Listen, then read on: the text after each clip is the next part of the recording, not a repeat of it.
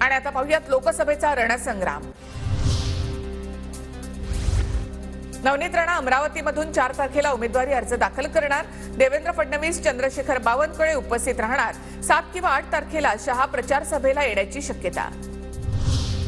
पंतप्रधान मोदी सरकारी पैशातून प्रचार करत आहेत। मोदींच्या दौऱ्यांचा खर्च भाजपने करायला हवा। सरकारी पैशातून खर्च होत असेल तर हे आचारसंहितेचे उल्लंघन, राऊतांची टीका। राऊतांनी आचारसंहितेचे नियम समजून घ्यावेत, मग टीका करावी। सरपंच पदाची निवडणूक सुद्धा न लढलेले राऊत आचारसंहितेवर बोलतात, हा मोठाच विनोद। नितेश राणे यांचं प्रत्युत्तर। लोकसभा निवडणुकांच्या पार्श्वभूमीवर मोदी राज्यामध्ये जवळपास 10 सभा घेणार अशी माहिती। लवकरच सभांच्या तारखा जाहीर होणार।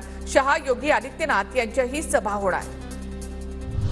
बारामतीमध्ये अजित पवारांकडून महायुतीमध्ये समन्वय राखण्याच्या जबाबदारीचं वाटप। सुनील शेळकेंना भोर, वेल्हा, मुळशी विधानसभा मतदारसंघाची जबाबदारी। आमदार सुनील टिंगरे यांच्याकडे खडकवासला विधानसभा मतदारसंघाची जबाबदारी।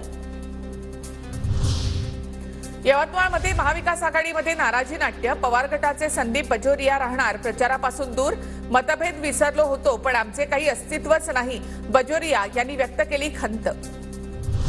शिवसेनेचे संजय कोकाटे पवार गटामध्ये प्रवेश करणार। कोकाटे हे माढा लोकसभेचे शिवसेना संपर्क प्रमुख।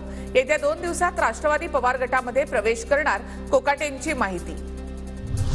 तुमचं आमचं जमत असतं तर कार्यकर्ते का नाराज असते? शिवसेना आमदार चंद्रकांत पाटलांनी रक्षा खडसेंना खडसावलं। खडसेंना विरोध नव्हता, मात्र त्यांच्याकडूनच विरोधाची सुरुवात, चंद्रकांत पाटील यांचं वक्तव्य। छत्रपती संभाजीनगरमध्ये अंबादास दानवे, चंद्रकांत खैरे यांच्या नेतृत्वामध्ये महाविकास आघाडीची समन्वय बैठक। लोकसभा निवडणुकीच्या नियोजनाकरता बैठक।